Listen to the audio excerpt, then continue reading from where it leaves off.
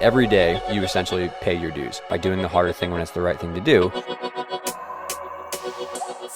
And we are live. Nicholas, the man, the myth, the legend. I've never called you Nicholas in the 7 years that I've known you until right now. Oh dear, it was always going to happen, wasn't it? No. How did that not come out until right now? There's very few people that will call me Nicholas. I know. My mother is one of them, of course. That's what I said. When people call me David, I worry like I haven't cleaned my room or like I didn't do my chores. My mom's upset with me. So did you get like that spine chill? Like, oh my God, so I did something wrong. Yeah, a bit of anxiety instantly. Lucky it's you. I know. Well, my good man, this is like, I don't even know how many podcasts. This is like at least 39 maybe, but how are you?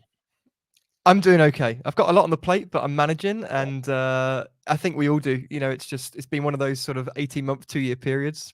Yeah. There's a lot of change happening, a lot of exciting things happening as well. And so, yeah, in general, I've got a lot to be grateful for, and things are plugging away, moving in the right direction.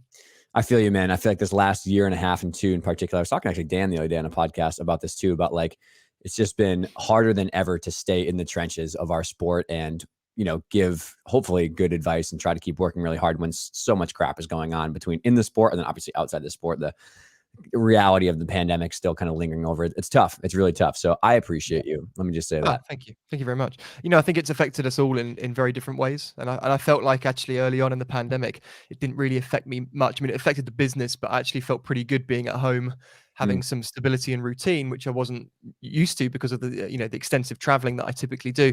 But yeah, I really have felt the effects of the pandemic and the changes, but, towards the back end of what, the last kind of 6 months, I guess, where we're at now. So everyone just experiences it in different ways and at different times, but it's impacted everyone.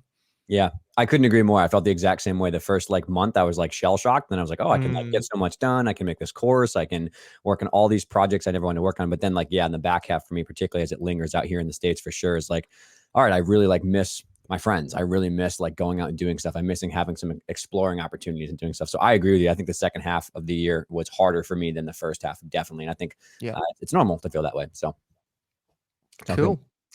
So I think I wanted to have you back on because in our discussions, obviously we're always constantly texting, talking behind the scenes.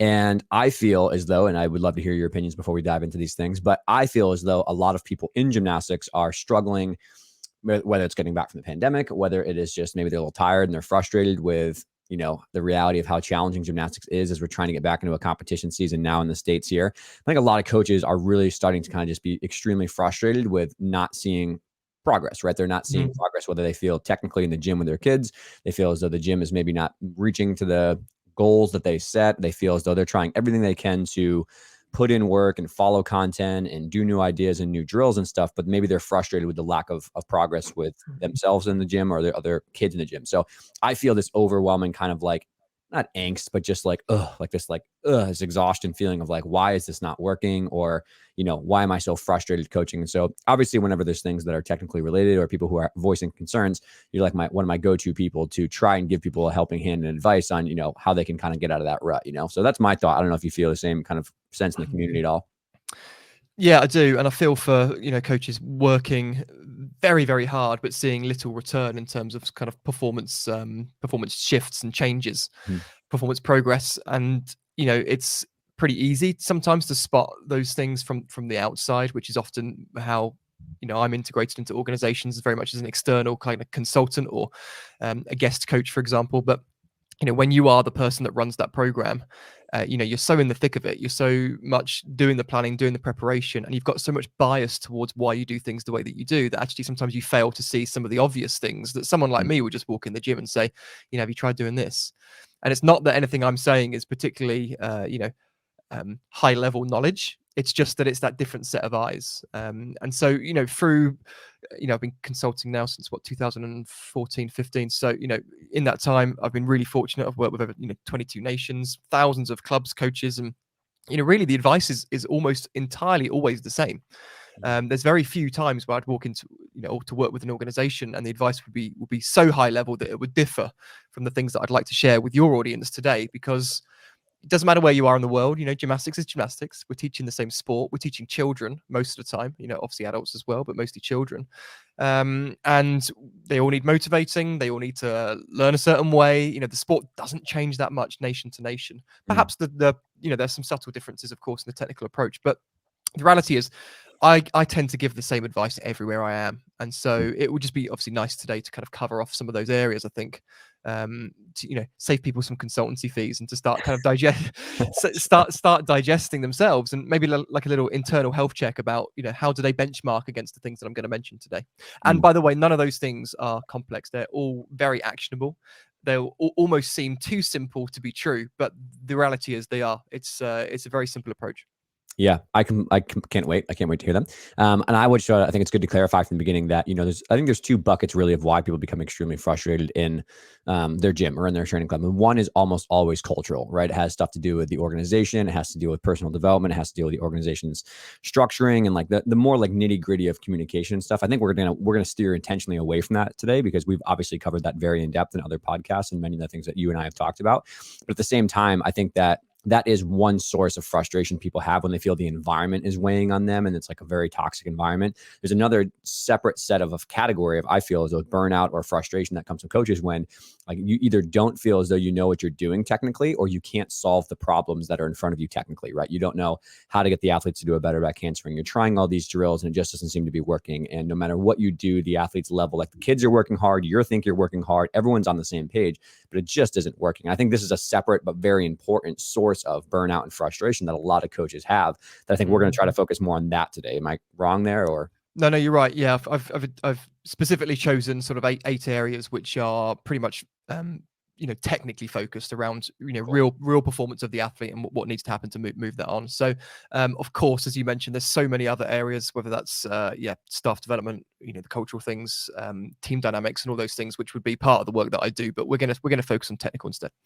Sweet. All right, let's do it. Dig in. Let's try to fire these away. Okay, so these are in no particular order, by the way. But we're going to start with just generally increasing the intensity of training and the work ethic of the athletes and coaches, of course. Now, we talk a lot about workload, don't we, Dave? And I know this is a hot topic that you're really into, about overtraining particularly, and making sure that we don't burn the athletes out, expose them to volume of training or the type of repetitions which would be unsafe. My feeling, and from my experience working around the world and with a lot of coaches and clubs, is that most athletes are nowhere near the threshold of what they should be training or should be doing in order to physically and technically improve. And so what I'm not talking about here is the top percentage of people that are actually at the opposite end of the spectrum, the ones that are exposing their athletes to way too much volume.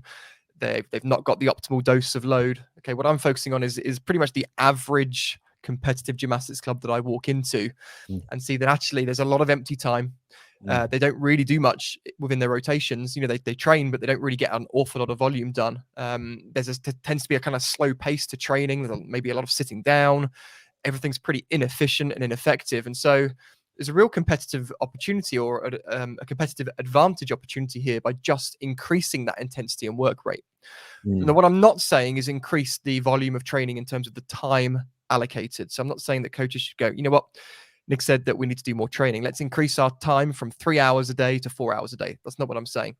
What I'm suggesting is that coaches try and get more out of the time that they've already got. Okay, so that might be less sitting down, maybe more side stations, maybe just spending less time in the chalk bucket, because there is a direct correlation between athletes that are training at high intensity and their performance outcome. And that, again, that's just the reality of it. So it's about making sure we've got the optimal dose of volume, of recovery, of course. We're spreading that workload optimally throughout the week, so it's not kind of front loaded or back loaded too much. But most athletes are capable of doing more and need to do more in order to get better technically. That's just the reality. Okay, there's a massive benefit of having a high intensity of training, and that's just the fitness benefits that come from it. If you've got athletes that are doing higher repetitions, they're going to get fitter. They get fitter through just training. It's not even the physical preparation that, specifically, it's just getting on and off the bar. Doubling the amount of reps that they're doing is going to make them fitter athletes. And then everything becomes conditioning in some sense. Okay. So just to be really clear here, Again, I'm not talking about those athletes that are already being pushed right up to the wire. The coaches are pushing them to a too high an intensity, and if they push them anymore, they're going to break. I'm talking about the average club that I walk into. One of the biggest bits of advice I give is they're kind of not working hard enough, fast enough. They're not doing enough. So that's the first area. And sometimes, Parkinson's law, okay, and Parkinson's law is that work expands to fill the time allotted, which basically means if I give you 20 minutes to do an exercise, then you will spend 20 minutes doing that. If I give you the same activity, but only give you 10 minutes to achieve it, the chances are you're still going to be able to do it, okay? Because when you give a long amount of time, people just kind of get a bit complacent, get a bit slower, and what I suggest that we can do here is actually just by increasing the work rate, increasing the intensity of training, you can get more done in the same amount of time. What a simple concept. Again, I said this was not going to be rocket science. It's such a simple concept. But if people were to really reflect right now on how fast their athletes are training against what, I'm not going to say what world's best is doing, because that's an unfair kind of comparison, but take a high performance athlete, what type of intensity are they training at? You need to kind of benchmark against that and just do better. Most clubs need to do better at that. Yeah, I am definitely a fan of this concept. And I think sometimes I wrongly get pinned as someone who doesn't appreciate really hard work and doesn't want to push the athletes tough because of maybe the medical hat that I wear. And I'm, oftentimes people are injured when they come to see me, and I'm trying to actually, tease that line a little bit. But I think that most people would know that if they came to our practices, they saw our training club, we train hard, man, like in a good way, right? And I think you've seen some of the workouts or stuff we've done when you were here visiting, and it's like, I think that the best thing you can do is optimally train hard and prepare somebody for what they're going to be going through, right? And I think that's really, the quote that I think got popular on our Instagram this week from Tim Gabbett was about, like, it's not the training load that kills you, it's about what is training load you're not prepared for. And Tim's work is really brilliantly said that there's a bell curve here between, yes, if you spike the workload and go crazy, right, you're going to probably elevate the risk of injury. But also, if you undertrain and then you throw someone into the fire of a meet season, they also have an elevated risk of injury. So what we're trying to do is protect athletes with really smart, really intelligently designed training with it. And like you said, physical fitness and generally aerobic fitness is one thing that is kind of a moderator or protective against that injury risk. So I think it's important that people know how much they should be thinking ahead of time about how to kind of make sure that volume and make sure that intensity is there. But on that mark, I want to follow up with something that you really taught me really, really well. Is I think I used to mistake more volume, more intensity as meaning it's more actual surfaces, more reps, more actual hardcore full routines, more hard tumbling surfaces. And there's a lot of different ways to get kids to be working more intelligently that doesn't involve flipping Sukes or your chankles on hard surfaces and blasting kids' ankles apart, right? That's what I used to take that as, is like, we need to flip 10 more vaults. We need to do 10 more passes on hard. But you have taught me that, this concept, the same but different, is like you could set up a variety of drills, a variety of different side stations, a variety of physical prep stuff that fills in that empty space, but it's not crushing the athletes with hard reps, right? Or like the one I commonly hear all the time, people is like, I just get up and do 10 beam series in a row, and I have to do it in under like 5 minutes, right? And they just go like handspring layout, step out, handspring layout, step out, and their back is killing them after 20 minutes of that or the next day. Instead of thinking about like, okay, take one rep, go do a side station, go do something for physical prep, and come get back in line and think critically about your turn, and then hop up and do it again. Like, very different approaches to the workout. So could you maybe expand on that idea of like harder is not, or more and more intensity is not always killing the kids with reps, I should say, hard reps? Yeah. And you certainly said there, the same but different is a really important model, I think, for this and the delivery of this, as is repetition without repetition, which is obviously just quite a strange comment. But what I was basically suggesting is that you are repeating repetitions from a learning perspective, but you're not just doing the same thing over and over again. And I think kind of, vault and tumbling is a great example, like you mentioned about smashing the ankles. It's not about doing 30 volts instead of 20. That's, that would be increasing volume, of course it would, and that would be increasing intensity if you're doing that in the same amount of time as they're currently training, but that might not be beneficial for performance, right? That's mundane. It's not particularly enjoyable. What we can do with that is say, well, we're still going to do 20 volts instead of 30. But in order for us to get more repetitions, we're going to start off with some running drills to begin with, or it could be that there's 3 side stations on the way back from the main station, the main vault. It could be that vault is not actually that day going to be on the vault itself. It's going to be on an inclined springboard, in front of the pit, for example, where it's super soft on wrists and hands. They're only having to run a few steps. The forces on the body are a lot less, but you can do more volume because of it. Or maybe it's just a blend of both of those things together. So it's kind of about being smart and using your intuition as a coach. And obviously that intuition will develop the more experienced someone becomes.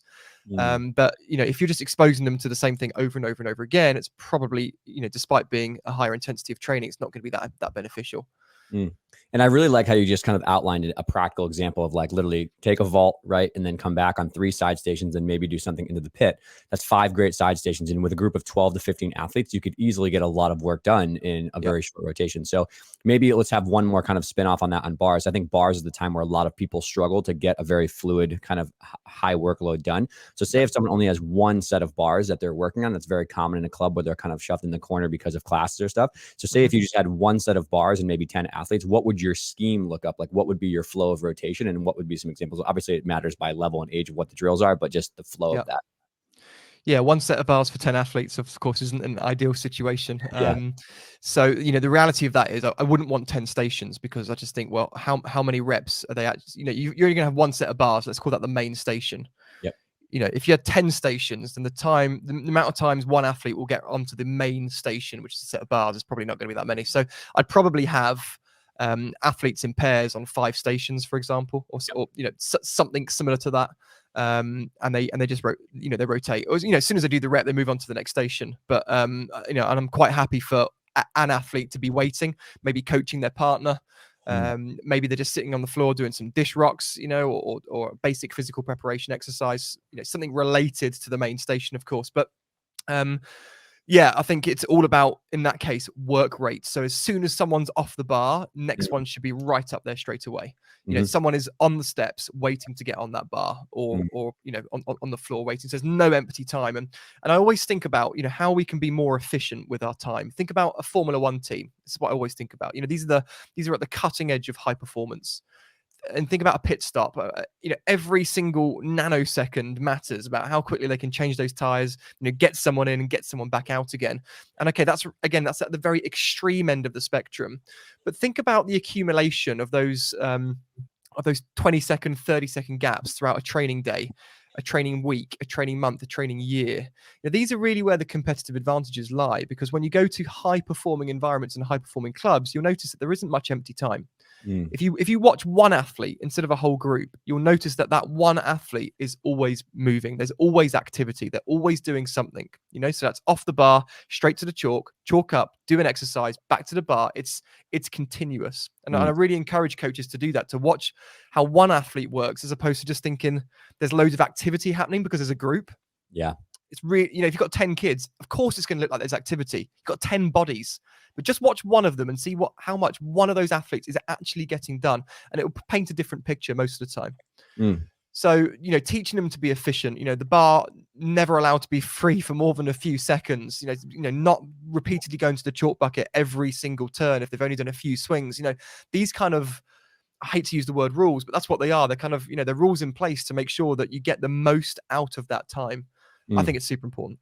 Yeah, I dig it. And we'll definitely come back to the conversation of motivation kind of maybe a little bit later on around like, okay, sounds cool, but my kids maybe don't follow through with the instructions that I'd like to have them be working, but we'll come back to that.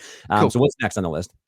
So next is going to be about patience. I think we've all been there, I've been that not over ambitious, but kind of wanting to get there in a rush kind of coach in my younger days. But we've really got to think about the long-term implications of moving too quick.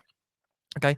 And the reality is, again, most coaches, they're just not patient enough to go through the boring, mundane, non-glamorous aspects of teaching developmental kids, because that's what it is. It can be very mundane, it can be very boring, and it's definitely not glamorous. Spotting a zillion kipcaster handstands, doing all the handstand shape work, working on movement competency, using just a springboard on a floor. It's not glamorous, it's not fancy, it's not, shiny, it's just basics. And sometimes basics are boring, but we've got to get it done.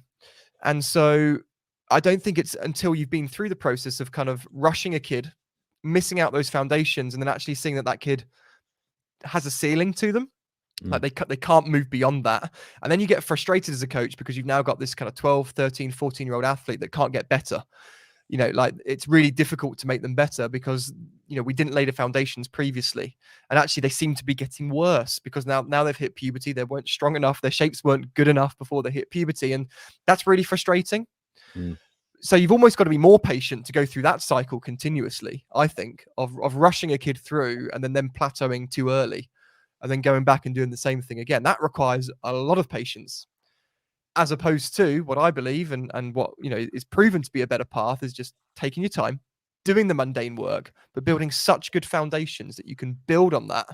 And then Mm. that kid goes on 12, 13, 18, 19, and they're still improving, they're still developing. And that's exciting, right? Because once you've laid the foundations, you build on them. I just find that, we all know that you've got to build a house on solid foundations, but most people are, they're trying to build the hot tub before they've even put the concrete down. They're thinking about like, let's get to the double backs and the exciting stuff and the release and catch. It's like, your kid can't giant yet. Is the head in and the giants, are the arms straight? Are they shifting the wrist properly? Like all of these things, which are, okay, details, but they accumulate, they matter. And so, yeah, a massive competitive advantage, this one, in a day and age where actually no one's got any secrets, because let's be honest, everyone knows what everyone's doing. Sure. If anyone's got a drill, they want to share it. So everything's being shared. It's like, we know what happens in every corner of the world technically. It's just easy stuff to access. So if that's no longer a competitive advantage, what is? Yeah, I absolutely. Sorry, go ahead. No, I'm just going to say it's going to be these the things that have been around for ages. Being patient. It's ironic because it's like the best way of expediting learning is actually to go slowly. So rather than rushing early and then slowing down when they hit puberty and beyond, we're doing the opposite thing. We're going slow to start with in order to speed up later. And that's where I think it's a massive opportunity for so many clubs. Yeah, I think this is probably one of the most important things that can ever be taught, like in the podcast or anywhere we go, is that I can't tell you how many people, like whether it's injury management, whether on the rehab side or whether I'm consulting with like teams and doing the same kind of stuff, is like I go through a checklist in my mind of the most basic concepts that I can think about of why somebody is having a problem. Is it a workload issue, right? Is it a thing that we just talked about? Are you either under training or you're just crushing the kids, right? Check it off the list. If not, you go down to like, do you have basic range of motion in your joints and basic strength? Can you just even do the basic understanding of flat lines like you talk about, or just basic physical prep? Like if you can't put your arms where they need to go and hold that shape against the ground in a handstand, it's going to be really challenging to get any of your technical proficiency going on. But as I move down the list for most people, I honestly understand. I look at people's videos when they come to the clinic, or I'm watching their athletes work out, and I'm like, this is a basic technique thing, man. This is like, it doesn't matter how many drills you do and how many great physical prep things you have and how much time you spend on flexibility. Like, you haven't fixed the basics of a cartwheel or the basics of a handstand or the basics of a tap swing. And this is why your back keeps hurting or something's going on. And it's really hard to have that conversation with people because it's like, well, how much work is going to have to go in to go back and start and maybe revisit some of those concepts. But there's really no great answer, no glamorous answer. And I just had someone yesterday who is really struggling with like a lot of like overuse injuries, and they're trying to get to level 10 really fast. They're trying to qualify for maybe an elite, something like that. And it's like, man, you're 12. That's the problem. The problem is that you're doing really hard gymnastics when you're 12 years old and you're growing, and it's hard. It's challenging. And like the mom she was relieved, but also like kind of like, that's so hard to hear that it's just like, do the work and wait for another like season. I'm like, oh yeah, that's unfortunately the answer. And I'm sure you have plenty of those situations where it's like, yeah, you just need to be more patient with how hard you're working and before it to stick. Yeah, absolutely. And one of the biggest sort of time sappers is what we call remedial coaching. It's fixing things. And again, a lot of my work around the world or walking into a gym is not helping an athlete improve by teaching them something new. It's actually by going back and trying to change something that they've previously learned. Carol Angela Orchard taught me to not refer to it as going back to basics, but it's going forward to basics. It's not a back step; it's a forward step. You're moving in the right direction by doing that, but it takes so much time. Round offs, for example. Geez, like, it's just the hardest skill to correct. It's one of the hardest skills to teach. But yeah, why are we rushing kids at 6 and 7 years old and then spending the next 5-6 years being constantly frustrated about the end result? We create those problems because we haven't been patient enough in the first place. So it's really about thinking about the long haul. Like, this sounds a little crazy, but this is the reality. Most coaches, unfortunately, will deselect their own kids from gymnastics. That's just the way it is. They'll think it's about the kid, or the kid didn't get better, the kid got injured, but it's down to coaching. You know, if you really want to have your kids at the finish line, which is what this is about, right? It's about them fulfilling their long-term potential, whenever that is. You know, whether that's going to be when they're 25 years old or 18 years old. If you really want them there, take your time, and they'll get there. And that is, probably the shocking truth. Most coaches deselect their own kids from the process through poor coaching, poor decisions, rushing things too much, lack of physical preparation, incorrect workload. And as soon as we accept that responsibility and just go, actually, it's going to be down to me on this. I think that's quite empowering for us to go, you know what? Yeah, I've got a bit more control than maybe I thought. Yeah. And I think I'd be remiss to bring this topic up. It's a little bit cultural, but I think this is something I see a lot when I work with, other countries or talk to them too, is the coaches maybe intuitively know how important it is to go slow, particularly in ages of 10 to 14. Like, I really believe that's where we lose so many kids. Like, so many kids get deselected, like you said, because of injuries, or they get burnt out, or they don't have good basics. They get frustrated because they can't move up in skill, or they're falling behind their peers. So I think a lot of people intuitively know that 10 to 14 is when we're really letting a lot of kids fall through the cracks, I know here in America, I know many other places, when I talk to people who are on that high level pathway, or not even high level pathway, they didn't want to just do mid-level competitive gymnastics, but the cultural pressure is rush, is do this thing, make this team, then go to this event, make this qualifier, make this team, go on this squad. Like, I think there is a lot of external pressure caving in on some coaches who, in my opinion, right now are really trying hard to change that narrative about how early we push and how aggressively we go.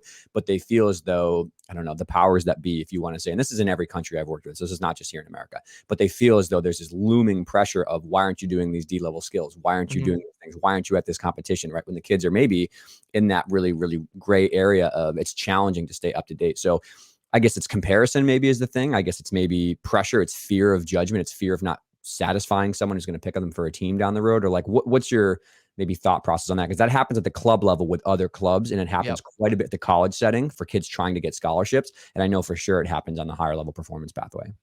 Yeah, it's a really good point. I think it's probably a culmination of a lot of those things. And I was probably going to go on to say that, particularly for any parents that are listening, that just because your kids maybe picked up an injury doesn't mean that they're on the, the back end of bad coaching, because these things are going to happen.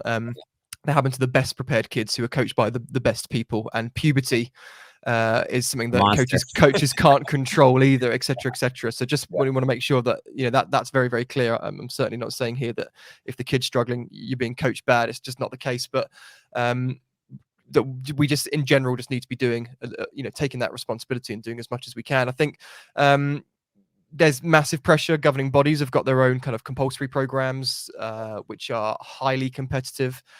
As people become more knowledgeable and equipment improves, the skill level is rising all the time. As people continue to share stuff on social media, people are competing against each other even more. It's a whole vicious cycle. There's all sorts happening, but I think it's got to take a group of clubs or coaches to just have conviction in it and go, you know what, we're gonna fight this system. We're gonna do things a little bit different. We're gonna skip those levels. We're not gonna enter them into these competitions so early. We're not gonna teach them those skills at 8 years old. It takes courage to do that, I think, because the system is rewarding and encouraging people to do otherwise. But I think that's what it's going to take. I really do. I completely agree. And I think also along that, if you can objectively look at your own progress and also see, like, intuitively at your own club, like, okay, are they making progress, right? Are they objectively making progress that you can see, even if it's not a judge giving them a score? But if you objectively see progress that's happening, then you can internally know that you're doing, the right thing. But also if the athletes are happy and healthy, right? And I've had athletes, particularly who are on the college pathway, who are really insecure about the fact that other kids are getting scholarships when they're 14. They don't really have someone they've talked to yet, blah, blah, blah. And it's like, listen, just give yourself a year, do 3 competitions, do 4 competitions, do one in the middle, one right towards the front of states, and then regionals and nationals, right? Don't do 9. Don't do a whole bunch of travel meets. Don't think you have to throw all your hardest skills. And it's hard for them to swallow that because they want the validation that the scoring is coming their way and that they're making progress. But they're going through like raging amounts of growth in puberty, and everything is struggling and it's challenging. And it's like, just calm down a little bit, take this year. And those athletes, if they have coaches that support that decision and they feel as though they're on their teams, like, we're just going to go at our own pace. And this comes to mind. I love Tom, but Tom's the best example. Tom Meadows is one of the most successful men's coaches, like, in the States and probably the world.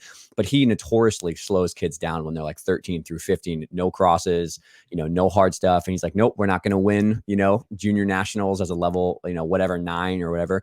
And I think that he really shows how he can be encouraging of a really hard training method that's intense, but not mean. But he's able to then have kids who come out of the woodwork at 17, 18, 19, and they're on national team. They're crushing, right? And so, like you said, you have to have that personal conviction to say, like, no, I'm doing the best by the kids. And by slowing down at 10 or 11 or 12, I'm going to help them down the road, with their long-term goals. But it's challenging. But at the same time, if you internally can see progress and know you're doing the right thing because the athletes are healthy and happy in training, then you don't really need anybody else's outside approval that you're doing it right, quote unquote. Yep. Love it. Cool. Number 3. Number 3 is raise your standards and expectations. This is a big one. This is a that weighed heavy on me when you said it. Yeah. Raise your standards and expectations. So first, let me start by differentiating between the two, because I personally believe, or my current way of thinking, is that your standards and your expectations are entirely separate. So when I say standards, your standards are your internal benchmark for what you compare something against. For example, if you were to watch Sarah do a round off, and you say to Sarah, that was amazing, well done, and you genuinely meant it, what you're doing in your internal dialogue is benchmarking against what you believe a great round off needs to look like. And that's how you've compared Sarah's performance against that. If you said, oh, Sarah, I didn't like that, you collapse your knees a little bit, that's because you're comparing that against your internal picture or image of what a good round off looks like, and there's a gap between the two. So that's what your standard is. It's a benchmark. And we don't want to move our standards. We don't want to lower our standards. It's not really possible to do that. We always have the highest standards that we can possibly have, but they're linked to our knowledge of gymnastics. So for inexperienced coaches, they don't yet know what a good round off is supposed to look like. So therefore, they have low standards. Highly experienced coaches will know exactly what a world-class round off looks like, and therefore their standards are much higher. Now, the way that expectations differ, this is on a sliding scale, is that just because I know what a world-class round-off looks like doesn't mean that I expect it from every athlete, right? I'm not going to work with a 9-year-old and expect them to do that world-class round-off, but my standard is that level. I know what a world-class round-off looks like. I know how to accomplish that, what the methodology is, how to achieve it, etc. I can see something and go, yeah, that's not right, because I've got a good technical eye. I don't expect that with an 8-year-old. I don't expect that with a 15-year-old that's just come back from holiday after 3 weeks or a broken ankle, or a massive growth spurt. So our expectations are always on a sliding scale. Let's take a more complex example. Let's say it's a double layout dismount of bars. If I'm teaching an athlete how to do a double layout, I will have reasonably low expectations because they're still in the learning phase. But once they've learned it and consolidated it and competed it, my expectations of that performance will probably be quite high. So we're able to kind of move your expectations up and down on a sliding scale, but our standards need to be fixed as high as possible, which are related to our knowledge. Does that make sense? Absolutely. Yeah. And I will kind of come up with this is I'll put myself on the hot plate here. This is actually how we met, is me eating my own words that I didn't have great understanding of what should be expected of certain skills, right? So if you have standards, like you're trying to put someone to a standard of an excellent round off, you actually have to know what an excellent round off looks like. Yes. You actually have to understand what you call Kodak moments of where are the angles, where are the vision, where are the ears, where all that kind of stuff. And I didn't know that. I skipped that. Talk about patience. I skipped that so fast when I was a younger coach because I could spot people and I wanted to be the man, and I wanted to show off how these cool skills were, these releases, these Yurchenkos and stuff. And I didn't really take the time to understand flawless execution of good round off, good cartwheel, good handstand. And it came back to bite me down the road when obviously those technical details fell through the cracks. And now my athletes were not as powerful on their round off turnover and they couldn't get a layout. They only were stuck at like an open tuck or an open pike. And I was like, well, man, I am the reason this Yurchenko is not going forward because I don't know how to coach this athlete through proper techniques. So I think that's a really important self-reflection moment is you need to really, if someone asks you, draw me the exact shapes of a round off and where you're looking and where your arms are and where your hurdles are. Like, I think you would be able to like in blink of an eye do that, like no problem.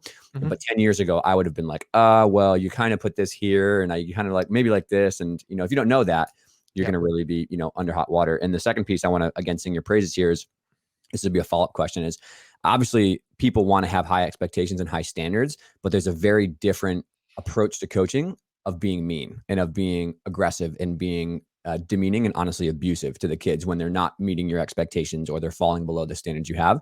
The communication style is so important to make sure that you can actually be very, very kind and very, very empathetic and compassionate and enjoy the training session well, but still have those standards. And I think anyone who really wants to see this in live, they should watch you coach in your master classes. And this is something that I picked up instantly when I watched you coach live sessions is you're able to maintain corrections and feedback and, not demean the athletes because they're not good enough, quote unquote, or they're falling below your standards, which obviously creates a huge power struggle, and it makes the athlete feel terrible about themselves because they're not pleasing you, right? That's like an Yeah. awful way to coach. So can you maybe just share some of how you approach maybe a session when you're working with an athlete who's maybe just it's not coming along, or it's not going well, or what you would do with that communication style to make the athlete feel positive and still be uplifted, but not feel as though, but still change their technique if they have to do something? Yeah, I mean, I just think it just needs a lot of conscious thought, and which is something that we're not all great at because we're impatient, right? We want our athlete to follow instructions because we are in charge and they're the child and they just follow orders. So I've told you to straighten your legs. Why aren't your legs straight? I've told you to keep your head down. It's just not as simple as that. We're complex human beings. We all respond to the same things. Well, we respond to praise, encouragement, recognition, reward, but we also respond badly to criticism, repeated criticism, of course. Abuse is obviously going to be at the very extreme end of that spectrum, which fortunately, only the minority of coaches are going to be at that, at that level or that stage of the spectrum. But I think that if you consciously kind of empathetically think about the athlete in their shoes, and you think really clearly about interventions, so I've asked an athlete to do this and they've given me something else. Okay, cool. Right. What's next? What's the next kind of tool that I've got in my toolbox? And it could be something as simple as literally just saying to them, I loved what you tried to do right there, but on your next go, I just need a little bit more of X, Y, and Z. Okay. Sure. That to me is a very different way of packaging up me basically saying, keep your head down. But if you're just saying you throw your head back, keep your head down, look at the floor, over and over and over again, then yeah, of course, that's probably not going to work with the athlete. If you say, you know what, I love that. That was awesome. Just on the next go, just see if you can look at the floor for a little bit longer before you flip. Now, I've delivered that same information, but I've done it in a quite engaging way. I've told them that I love it, even if I didn't. Sometimes, tell a little white lie just to get them on board and create that rapport. But it's packaged up in a much better way, a way that's been received well. Now, if the athlete fails to do it again, which probably is going to be the case because, failure happens a lot in gymnastics, I'll just be honest with the athlete. I say, look, that wasn't quite what I'm looking for. Okay, come with me. Let's just do an exercise to make sure that you really understand what I want you to do with your head. And it might be a simple preparation or drill, might be a standing back tuck. And if they get it right, straight away, I'll say, yes, that's exactly what I want. Okay, did you feel how your head was down as you were flipping over? What did that feel like? I'll be honest, Dave, it's not complex. It's just talking to them like they're human and probably working a bit harder at it because it takes a lot more energy to do that than it does for me to just say your head was out, keep your head down. No, that wasn't right. Aren't you concentrating? Why aren't you listening? That stuff is quite lazy coaching. And me taking the time to nurture the relationship, do an intervention with the athlete, you think about the words that I'm using, it's harder. That's just the reality of it. It's harder. It takes a lot more conscious thought. Yeah. Multiply that by 10 kids. That's challenging. Exhausting. Yeah. That's exhausting, but it becomes your default approach to coaching, which is where I'm at. Like I don't have to necessarily think hard about, and I'm not there scratching my head to go, right, how can I be positive today? Because you embody that as a philosophy. Sure. And if you embody that as a philosophy every single day, then that just becomes the way that you coach. It's not that you have to necessarily consciously think about it anymore. It becomes subconscious. Yeah, good points. And I think last little note before we get on here, we're going slow, but this is good. I like this. Is Eva taught me this very, very well. Eva, my boss, she said, you always have to critique the behavior you see and not the human you see, right? And so I think it's very important because if you critique the human as a person, it starts to cave in them, like you said. So for you, you saying, hey, like good effort on that one, right? Like I appreciate your effort on that one. Like with your eye line, actually, were you looking down at the block or did you see the block at all? And like, cause that's a behavior-based critique feedback versus what you were saying before, which is like, you need to not throw your head back, right? Like you're not doing it right. Like you're lazy, right? Or something like that. That's critiquing the human and it's demoralizing to the person. So that would be my piece of advice is that changed my approach around like, what is the behavior I'm seeing, the action I'm seeing? Do they understand what I'm trying to ask them to do? And what can I do to assist them in changing that behavior? I think that kind of like feedback loop is much more effective than, the prior example. Yeah. It's, I'm a real big believer in being honest with athletes, but I'm only able to be honest because of the way that I would deliver that feedback and information to them. So I'm really happy to say to an athlete, that wasn't what I wanted. But because they know that when they get it right, I'm going to say that was it. That was exactly right. Did you feel the difference on that one? That was awesome. Let's see if you can do another 3 of those. Yeah, and when they do another 3 of those, great job at correcting that, because that wasn't an easy thing for you to change. And because of that, I'm quite happy to say to an athlete, you know what, that wasn't quite right. Let's give it another go. Okay, just try something a bit different. Let's see if you can just try it a little harder. Okay, we're not quite there yet. I need you to exaggerate it. Yep. And it's still not packaged up in a certainly a demeaning way. I'm not just saying, no, that was wrong. Nope, not good enough. You're not trying hard enough. Very, very different. Just needs thought, Dave. Yeah, I completely agree. I couldn't agree more. Let's pop on to number 4 though, because I can sit here all day. Yeah, as we could go down rabbit holes on all of these. So I feel like we're kind of skimming over, but we have to. Okay, number 4, keep it simple. Because coaches, unfortunately, are trying to do too much. Maybe I'm blending number 4 and 5 here together. Right, let me come back to keep it simple. We'll draw a line on that one. Keep it simple. Now, what I need to differentiate here is the difference between simple and complex. Okay, so simple is obviously something which is pretty basic to understand. Okay, there's maybe not much movement going on there. Complex is going to be something very complex, tricky to understand, to get our head round. It could be a complex movement, a complex drill where you've got all sorts of different mats and things, and there's all sorts of different stages to it. There's that, and there's easy versus hard. Okay, now what simple doesn't mean is that something is easy. And again, this is such an important differentiation for the coaches. Okay, so something is simple doesn't mean that it's easy. Let's take a handstand, right?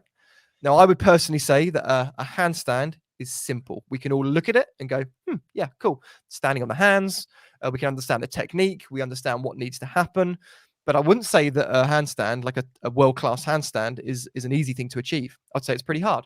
Okay, I would take a double-double, and I would say that's not simple. Double-double is complex. Got a lot of movement going on there. A lot of technical things to consider. It's very fast, difficult to comprehend and understand and learn as a coach how to do that. I would say that's hard as well.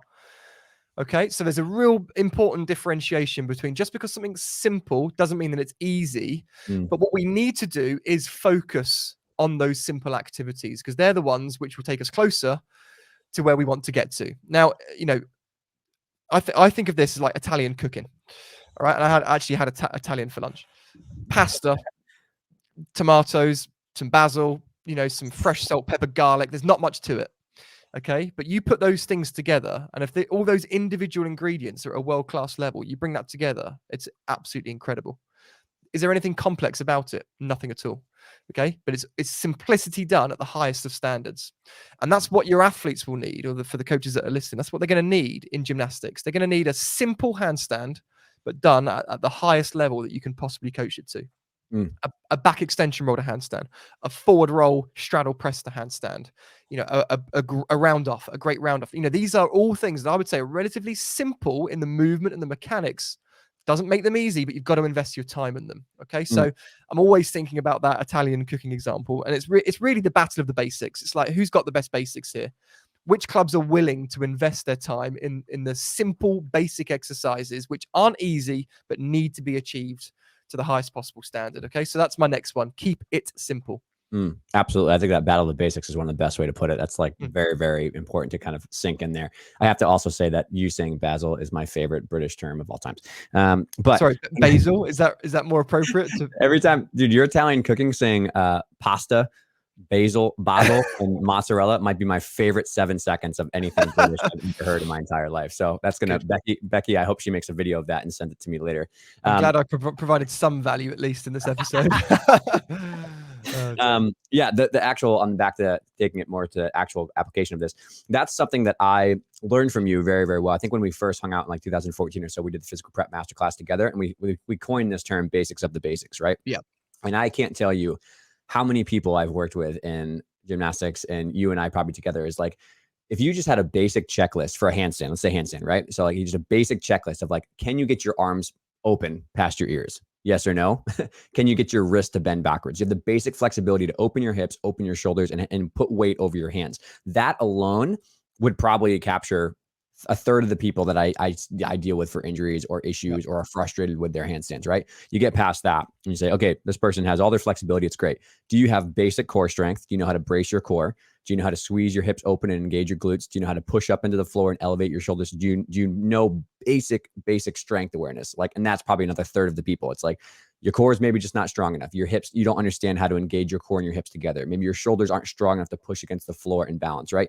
That alone is probably half the people who struggle with a handstand. And then you get past the last piece of it. It's like, technically, do you understand the basics of a handstand? Do you know where your eye line should be? Do you know where you should feel your balance? Have you worked on drills that actually do train proper weight shifting and stuff like that, right? That's probably another 15%. Like, it's incredible how many of these issues that look like I can't get to the table on my double twisting Yurchenko, or I'm having trouble with a back walkover on beam. If you just cleared up some of those very simple things, right, you would be in a world of ease compared to what you think is the problem, which is 17 more back handspring drills.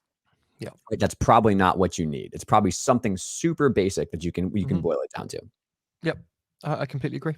That's great. All right. What's next? Right, we're going to move seamlessly into the next one, which is very much linked to this about prioritization. Okay, so we're obviously going to prioritize the simple things, but you know, a lot of clubs are trying to do too much, and they're trying to do too much because they've got so many options these days of what they could do because of the way that we're sharing videos and social media and content. We are. There's a gymnastics drill buffet is out there. There you go. It's a great way of putting it, and it's fun, right? Because it's like, wow, I want to do that. That looks cool. That looks cool. That looks cool. That looks cool. Yeah. Yeah. So you end up doing everything. And actually all the drills are actually great. You know, there's a lot of amazing stuff being shared on social media, but you don't need A, B, C, D, E, F, and G. You just might need A, C, and E. And you can get to the same point. In fact, the better prepared the athlete is, the less drills that you need to use in the first place, because they've just got good fundamentals. They move well. They've been taught slowly and technically. You don't need a zillion drills, right? So, you know, we've talked a lot about addition by subtraction, you know, making a program better by taking stuff out as opposed to thinking about what do I need to put in. And that does seem to be the reality for me for a lot of clubs that I travel and work with, you know, and athletes. Like, they're just trying to do too much. And because of that, they do a lot of things at an average level, whereas they'd be better off, let's say, taking a third of the program away, even 50% of it, and working on that final 50%, but being able to raise their standards on it, because you get good at whatever you spend quality time on.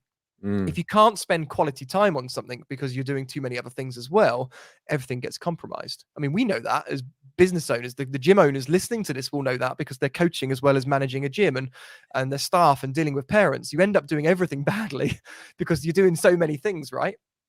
So let's just kind of simplify and reduce, and just give your athlete, just leave the bare bones of what they need, not what you want them to do, not what looks nice, not what's like attractive and shiny, but what the athlete actually needs. You'd be able to cut an awful lot of stuff out. And again, it comes down to experience, like knowing what a fluffy exercise is and what an exercise which is necessary. And when I say fluffy, I mean one that just looks cool, but it's just totally unnecessary. And the internet's full of them. Yep. You know, and unfortunately, as coaches, we tend to be magnetized towards stuff which looks cool. But the reality is you just don't need much of it. And I think actually a lot of people, they'll watch me coach and they'd be quite surprised about how basic it is. It's just like, well, this isn't complex. Yeah, it's not. I've you know, the smarter you become, the more you simplify, and the less stuff that you do. Yep. You know, as opposed to when you're first starting out, you want to do everything. You do everything badly. Okay. Yeah. Yeah. And you tend to overcomplicate things just for the sense of wanting to sound intelligent, right? That's something but thinking that that's what you need to do in order to be better, because it's not just about maybe trying to portray that you're intelligent, but it's that you genuinely feel that actually I need to say that stuff, do that stuff in order for my athletes to improve. And again, that's just down to experience. Like, I get it. I've been there. I'm probably still making those mistakes now. I just won't realize it for another 5-10 years, you know, because I don't have that level of awareness of where I'm going to be in another decade. But you know, it's a process that we can only get out of through learning and growth, which we'll come on to it a little bit later on as well. Yep. And kind of to button this one up technically. So say you're working with clubs, you're coming in. So then if you could start on the first 5 things, if you had, you know, a magic wand and the clubs would optimize 5 things to start their technical performance to be better, what would those 5 things be? Oh, that's a tough question. I know. Dave. I made it 5 intentionally. I know. I made it 5 intentionally. Oh dear. Okay. 5 things. I mean, it depends on the apparatus, of course. You know, like I've got pillars of this is what I'll do. I'll share some of my pillars of acrobatics, for example. So I've got 6. I was trying to lead you down that path, man. Sorry. Okay. All right. I didn't know. We don't plan this, guys. Okay. Six pillars of acrobatics are for me the 6 key skills that an athlete should be, you know, obviously as good as possible, because it's going to lead to all sorts of other things. So you've got a round off in there, you've got a front handspring slash fly spring, you've got a whip, a back handspring, a salto forwards, and a salto backwards. Okay, so they are your 6 pillars of acrobatics. Yep. The same could be said on trampoline. You've got seat drop, a back drop, a front drop, a hands and knees drop, a back somersault, and a front somersault, etc. So it's about nailing those pillars first, and then from those pillars you then combine them. So you work on a round off in isolation, and then the next thing you do is you go, actually, I'm going to take that round off, I'm going to take that back handspring, I'm going to blend them together. Now we've got a round off back handspring. Yep. Or you perform them in a sequence. So can the athlete do 5 back handsprings really well in a row, or 5 fly springs in a row, 5 front layouts in a row? So you're taking those same pillars, you are performing them in a sequence, or you're then combining them, and those are really the fundamentals. Of course, there are basics that underpin that based on physical preparation, things like handstands. And I often say that you can judge the quality of an athlete's work just by looking at the handstands. Like if I walk into a club, it's one of the first things that I want to see. I'm like, right, can everyone just show me your handstands? Because that will paint a picture straight away. I'll know about the attention to detail from the coach, the time invested on it, how strong they are, how much mobility work they do. That one skill just tells you so much. And if you see a kid kick to handstand at 10 years old, they do a 30-second flatline handstand with their ribs pulled in, shoulder elevation, good toe point, good balance, that kid's probably going to have some good work on the apparatus as well. Yeah, absolutely. And I couldn't agree more. I think summarizing this, if you painted a picture and you said, what would make me really good technically as a coach, that person would probably really understand these basics, these pillars that you said about how to teach a world-class round off, how to teach a world-class, cartwheel, back handspring, whatever else it should be. But if the coaches that I've met that have really put time into understanding the mastery of these things, they're able to go one layer deeper and understand what are the basics of said skills that I need to do in order to make sure that it's proficient, right? So shoulder opening. If someone can't get their arms over their head, you should understand as a coach what could possibly limit that and how to work on that, right? That's obviously a little bit more in my ball of the court, which I teach people about, but like hip opening, shoulder opening, right? Like core position. And then strength wise, you should know, how do I get the shoulder blade stronger? How do I get the glutes stronger, right? You have to really have a good understanding of, on each apparatus, what those basic skills are you really need to be world-class at. And then if they're not there, what baseline physical preparation, flexibility, strength, all that kind of stuff, technical awareness, you should have a nice little toolkit, like you said, to pull out and say, okay, this athlete really struggles with overhead shoulder flexibility. What can I do to help this over the course of a few weeks? And if those coaches who are able to not only see what things they want as world-class examples of basics, but then have tools and pathways to fix those, then move those on. In my opinion, those are the ones that really are phenomenal technical coaches. Yeah. And I think that's a really good point. And I think, again, back to the patience part, because as coaches, and I've been very guilty of this, of not understanding the value of some of those skills, right? Because you just, we label them basics. We say that a round off is a basic exercise, but that's like me saying that, again, that a round off is easy. It's not.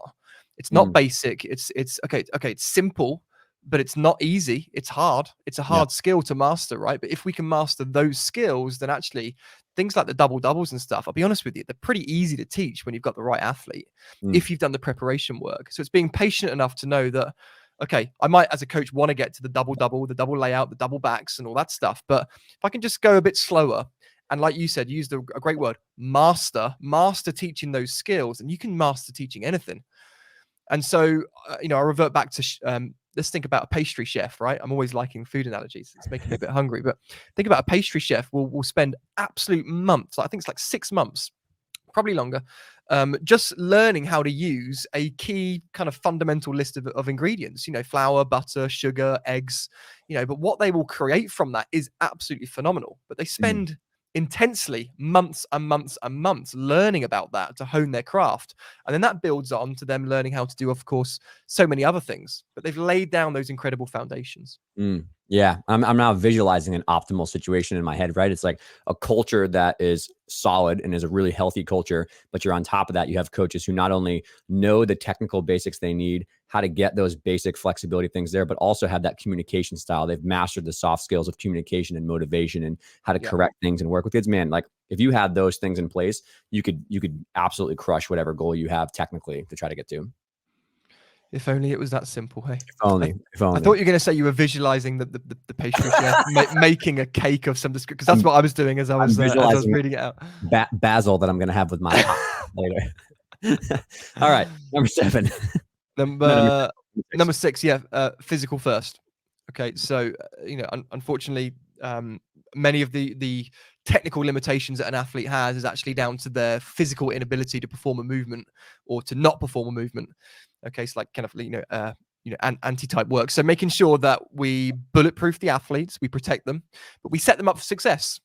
Okay, so again, it's about going slow. It's about thinking, have I got my fundamentals laid? Have I really developed the handstands, done the mobility work, made them strong enough? Do they understand stiffness? Can they rebound with stiff legs? All those things. If we are to expect them to be able to go and do a round of back handspring, double back somersault, nice and consistently.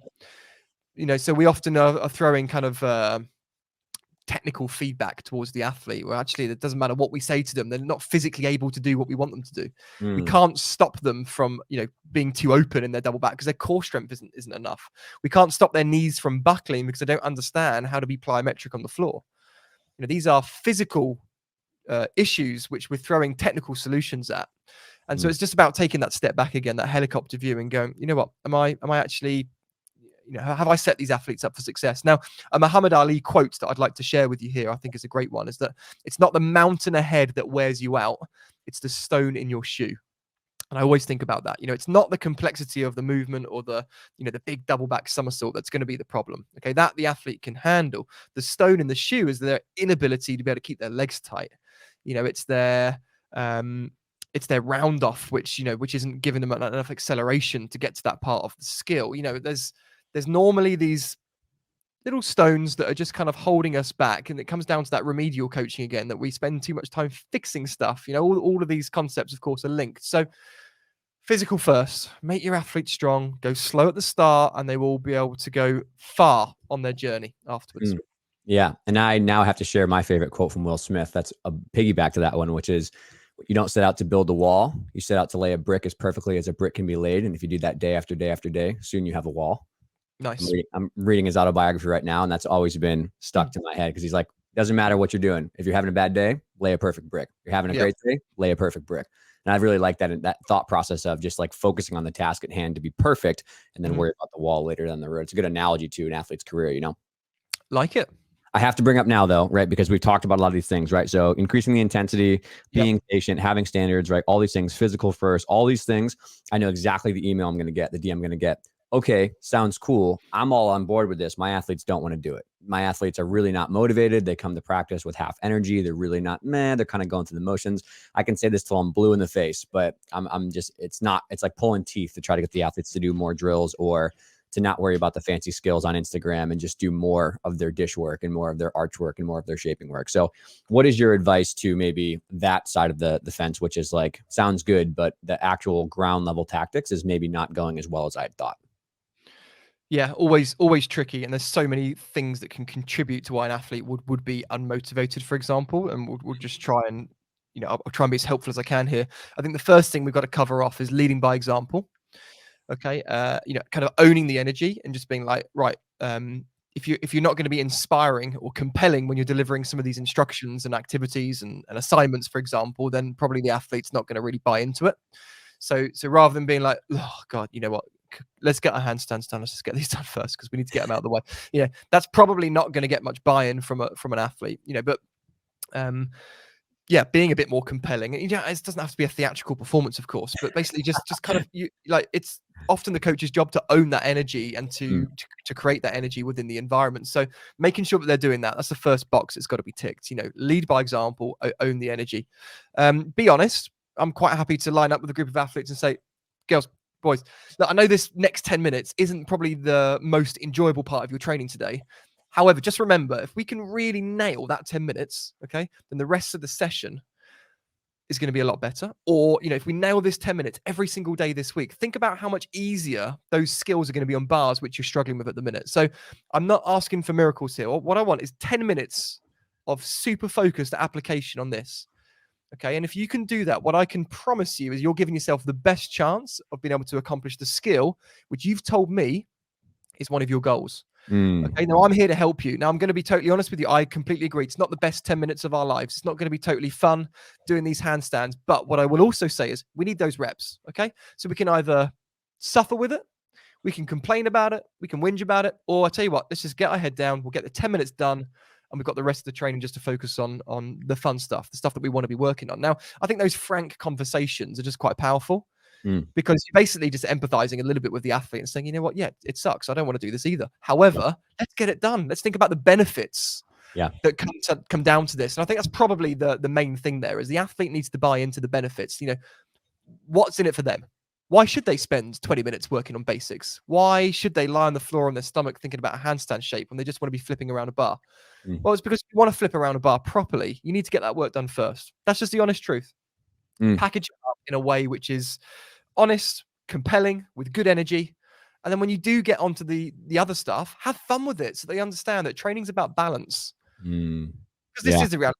And I've said this earlier on, part of training is mundane. It's just it's the reality of it. And I find that the best athletes that I've worked with have become obsessed with the process.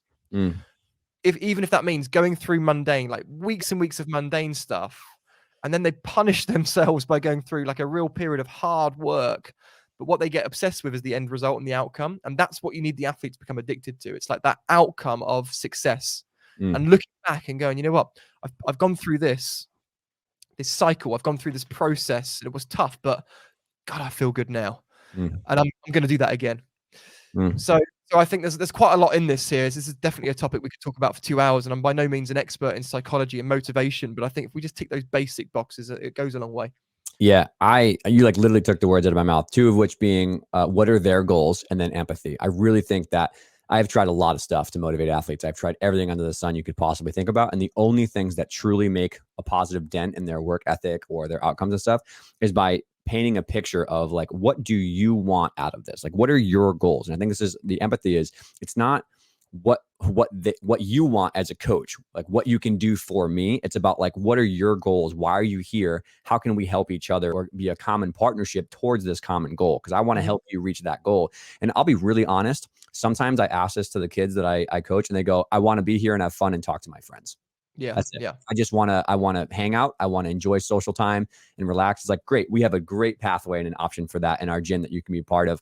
That's awesome, right? It might be like, okay, I understand you want that. This group is maybe meant for a little bit more competitive, higher level goals. But if you want that, that's amazing. We have an option for that. So like, that's a reality of working with kids. They don't give a crap about doing high level gymnastics. Like they just want to have fun, right? Some kids, it is, I do want to get this skill. I want to not be injured. I want to, I want to make this level, make this team, all the way up to some people we worked with is like, no, I literally want to make the national team and go to the Olympics. That's my goal. It's like, okay, cool. Any of those goals, you can reverse engineer to smaller goals that break down to, well, yeah, part of getting to that goal is laying on your stomach and doing handstand shaping for 10 minutes. It's not fun. But that's what is required to not get injured, to have fun safely and enjoy a time with your friends, to make this skill. Like you can paint a picture of micro goals up to this big macro goal of what they want. And sometimes that light bulb goes off and they go, oh, I get that. It still sucks. I don't really want to do it. I'm tired today, but I'll go do it because I understand that you're just trying to help me reach what I believe is my goal, right? And sometimes that conversation is extremely powerful for an athlete to be like, listen, it's not about me. It's about me trying to help you do what you want to do. And this concept of natural consequences is something that Gretchen Kerr talks about as a really good psychology kind of like thought process is like, well, choices have consequences. Sometimes they're good, sometimes they're bad. So if you choose to do these exercises really well to a high level of standard that we want, the outcome of positive success is probably going to be higher versus if you don't and you bomb your meet in 2 weeks and you're really upset, we're going to go back and paint this picture of maybe some of the choices we made along the way. That is the way to motivate athletes and have really good natural, implications of their life, which is like, if you don't do your work well and you don't show up for work on time, it's the natural consequences that you might get fired, right? So like this is the way we teach these natural life lessons. But I think that's a much better approach is their goals and then natural consequences are really some of the best ways to do it instead of pleasing a coach and you're wrong, you're not doing good enough or blah blah blah, like or you're lazy or stuff like that. That's how you kind of shift the conversation to be a much more productive, kind of healthy way. So that's just my advice that I've gathered over the years from these people that I'm friends with. Yeah, you just find I've had the privilege of being able to work with a lot of high performers in the sport, and it's just it always fascinates me how they are addicted to that process. Like they actually love the mundanity, they love the repetition, and they're again at the extreme end of the spectrum, which is why they're so good. But if we can just take some of those behaviors and apply it to the average day-to-day gymnast which is basically, just tolerating those few minutes of time on those exercises. I think that, again, it will go a long way. But motivation is a complex issue. It definitely is a complex issue. There's so many things that would impact it. We've scratched the surface there, but hopefully it gives coaches a few things to think about. Absolutely. Yep. We got next 7. Number 7. Okay, be prepared. And that could be down to extensive planning, like periodization, understanding those different cycles. It's the stuff that you talk in depth about, and we're lucky to have your content on that. But it doesn't have to go to that extreme, because sometimes, again, that level of complexity is a barrier for a lot of coaches that are just starting up, or maybe just starting on their journey and don't have the knowledge required to apply some of that information yet. So in that case, just start with a timetable, start with a basic program of what needs to get done, start with whatever you need to create a level of purposeful practice, so that you know what you're doing on each training session. There's nothing worse for me anyway of walking into a gym and I say, right, okay, what physical prep are they doing? And there's no program, there's no plan. It's kind of flavor. We talked about this before, flavor of the month. It's like whatever that coach just pops into the head. Do a rope climb. Okay, go do 10 casts. Go do this. There's no structure to it. It's just really being used to fill time. And so having even the most basic of plan is going to be a better way of creating efficiency, consistency of training, being more organized and less stressed, not having to think on the spot, and just all round, just creating a better environment for the athletes. Okay, now you can take that to whatever level you want, and some coaches will go really high level complexity and planning. I know some very, very good coaches, some very high performing coaches that keep it super simple and basic, actually. And don't go to that extent. And it's all down to personal preference and of course, what the athletes need. But don't do nothing.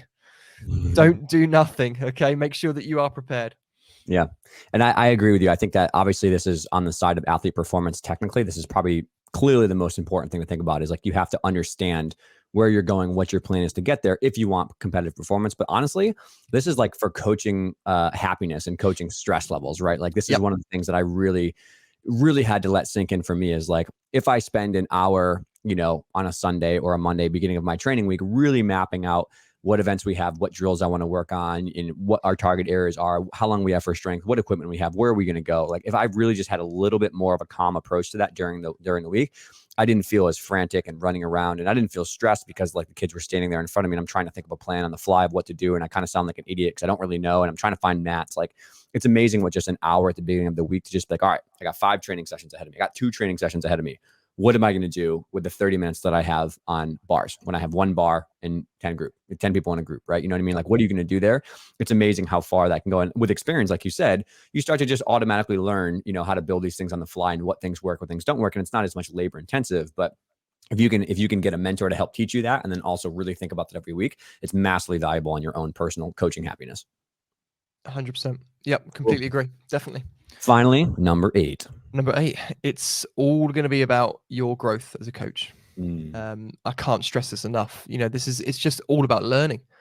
Many of the things that we've talked about today, many of those are just going to happen through time, and you can't necessarily expedite them that much. But there are a lot of things that can be learned in gymnastics much quicker by having mentorship, by being in the right environments, by being proactive rather than reactive on learning. So what I call being an active learner rather than a passive one. A passive learner is someone that's happy to learn, but they won't go out and seek learning opportunities. They'll just wait for learning opportunities to come for them. An active learner is someone that's very, very proactive about pushing themselves and developing themselves. And so, just as an example, I have these are people outside of gymnastics. I have a mentor. There's nothing to do with gymnastics, but is to do with performance sport. I have a therapist and I have a coach, a mindset coach. Okay. Now, in addition to that, I then have a long list of gymnastics mentors, people that I would go to for advice, whether that's technical advice or something else. I've then got business mentors on top of that, and business groups that I'm part of. And then you've got all the things like, all the books that you'll see over my shoulder, which I definitely don't read as many as I should be, but these are learning opportunities as well. And I've got all of those because I know that I can't possibly know it all. There's so much left to learn and always will be. And those that learn the most do the most. That's, again, just the reality of it. Those that learn the most do the most in gymnastics and sport and in life. And so, I don't want to reflect and know that actually the biggest thing that was standing in my way was my lack of development as a person, which is something that I've got complete control of. Okay, so mentorship is just going to be absolutely massive. We talked about raising standards and expectations. We've got to have that knowledge of understanding what a high standard is, right? Clarity precedes mastery. But if you don't have the development, if you haven't had the personal growth to understand those things, then how can we hit that benchmark? If we don't know what it takes to win or what gold standard looks like, we're never going to achieve it. And I think the reality is, and there are a number of reasons behind this, but a lot of coaches that want to be involved with high performance have never been in a high performance environment. They think about it, they dream about it, but they are in their four walls all the time.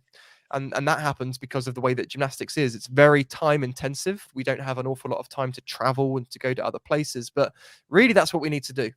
If we want to be high performers in gymnastics, we need to go to an environment which is already high performing. We need to, learn, well, what's the intensity of these athletes? How quickly are they training? What reps are they doing? What exercise selection is it? How do the coaches communicate to the kids? Like, that's surely going to be the best way of actually learning, is actually being in that environment, seeing, breathing, and hearing it. And so number 8 is just about growth. Just continually invest time. Even if it's just a small amount every single week, it accumulates just like a small amount of handstand time. It's going to accumulate over a day, a week, a month, and a year. And your competitive advantage will be massive because you're being proactive as opposed to passive as well.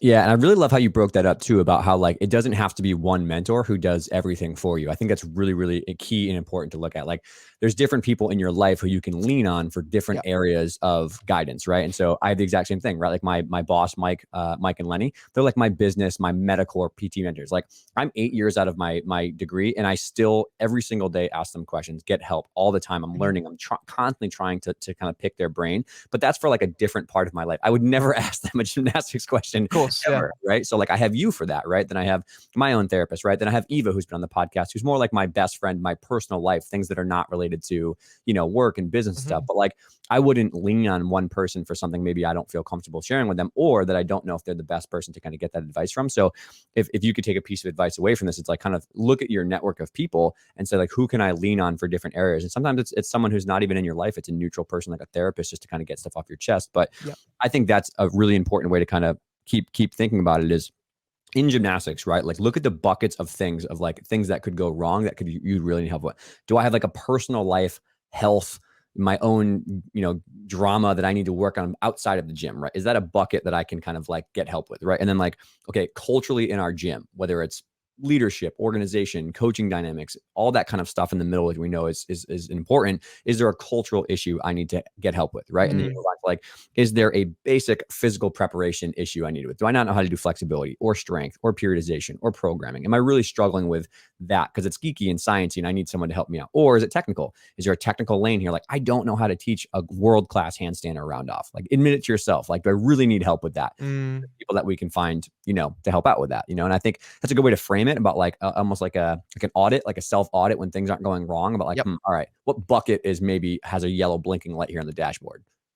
Yeah, and I've got like hundreds of those buckets, and that's the but that's the reality. It doesn't matter how experienced you are, and I'm certainly not the world's most experienced coach, but I've got experience, and I've got a specific type of experience, but there's a lot of experience that I don't have in a lot of different areas. So it's about self-awareness and about the having the humility and the openness to ask for help. Like, there's so many things that I need help with in gymnastics and without, and so I'm pretty open about that. And there's clients that I ask for help with, and I go, like, you're doing a really good job on that. Like, what is it that you're doing? Because I couldn't do what you've done there. And they're clients of mine. I'm quite happy to have those conversations because we leverage each other for different reasons. And so the first step is just self-awareness and being able to accept that we don't know everything. We never will. And there's a lot of things that you think but you don't know. It's the whole personal development journey, which is brutal but powerful as well. So make sure that everyone's getting that right. Yeah, absolutely, man. And kind of on this conversation of getting help, getting mentorship, I'm going to sing your praises here because you're humbly not going to talk about it. But I was so lost, man, when I was like trying to get technical development and get these community aspects of it. Like, I think that was one of the biggest things that helped me, was finding someone like yourself who has the knowledge, the whereabouts to really give good, solid answers for technical preparation. And not only that, but just connecting with people who are like-minded and stuff like that. And so the physical preparation masterclasses are like almost, I think, should be like standard education for people who are trying to get there. But you also have a new app, which is sick. So can you share with people about the app and what's going on? And then I'm going to pull it up here. Well, thanks, Dave. Appreciate it. Yeah. So the audience might be familiar with my mentorship program, which is called the Gymnastics Growth Academy. It's been around a couple of years or 18 months now. But we've got a brand new mobile app, which now kind of fits in with that program. So Yeah, handsome. really proud of it, actually. And it's allowed us to do is to house the content and the community in one place. We've got coaches from 28 countries at the time of recording, which are part of it. All like-minded people, of course, that want to grow. And through that platform, I'm able to mentor people. It doesn't matter where people are in the world, and it almost doesn't matter what budget people have got, because we've just introduced a brand new pricing plan as well. But people should be able to access this content, and I think this program really came on the back of the fact that everywhere that I was going, I was just providing the same advice. I was sharing my same 10 learning models, and I was giving the same advice. And so actually, I felt like, let's just put it all together, and that's how the Gymnastics Growth Academy was initially born. So yeah, really proud of the app. If coaches, of course, want to find out a bit more information, they can learn it at gymnasticsgrowth.com or nickruddock.com. There'll be information there, and just a really cool community, I think. So yeah, thanks for the opportunity to share about it. Yeah, I've been lucky to kind of fool around, and I don't know when it first came out, but I downloaded it right away and was sticking around. But it's cool because there's a lot of community, but also I'm just going to show what everyone's probably going to want to buy it for, which is this sick exercise library. So Nick has gone through and done like these pull-up videos, and I think, how often are you like at the gym, right? And you're like, man, I would love to show this, and you're like in the rabbit hole of YouTube, like 37 videos down, and you're trying to find like someone phenomenal doing a handstand. But I think it's really cool to have those. We do a lot of that kind of like screenplay type coaching type of stuff. So like, let's pull it up in slow-mo, about central handstand, and just see what it looks like, because I think it's good. I don't think I've ever told you about this, but I like having your models because I don't feel as though I'm comparing one athlete versus the other. I really, that sometimes is really rocky with me about like, do it more like Sarah. Like, why can't you be more like Sarah? Like, nobody wants to do that. But if we have a neutral person who we don't know at our gym, and we can just look at their angles and look at their kind of examples, it's a little bit easier for everyone to break down together and kind of pause and do that kind of stuff. So yeah, I'm a huge fan, man. I obviously am a fan of all you do, but I think the app is something that's desperately needed, and it's cool little pairedness to a lot of the stuff that we have online, because people can kind of bounce between them and probably either figure out, okay, I can't get my arms up for a round off, what can I do there? Or the physical prep needs a little bit overhaul, like what can we do between these two to learn it? So I'm very, very grateful for you and all the work that you put into it. Thanks, Dave. I appreciate it. Yeah, I think the exercise library's certainly been a big hit with the kind of existing members that we've got within the academy. What the program really focuses on is like a coach's holistic development. So yeah, you've got the technical stuff, which is the exercise library. You've got access to masterclass content if they're on that pricing plan. But what it also does is talks about emotional intelligence, kind of self-awareness, reflective practice, communication styles, how to intervene when an athlete is making a mistake over and over again. These are the less attractive, shiny things that coaches want to spend time on, but really they need to. And so I just feel like it's a program which develops a coach's kind of holistic development, which is something that I'm really passionate about. So yeah, I'd love to, of course, to have more people in the community, and if they're interested in learning a bit more, then check it out. Absolutely. We'll have all the information up on the blog post, and then here too, probably the show notes, stuff like that. So if people are curious, no one has more of my higher praise, and kind of, hopefully people take it on than you. Thank you so much.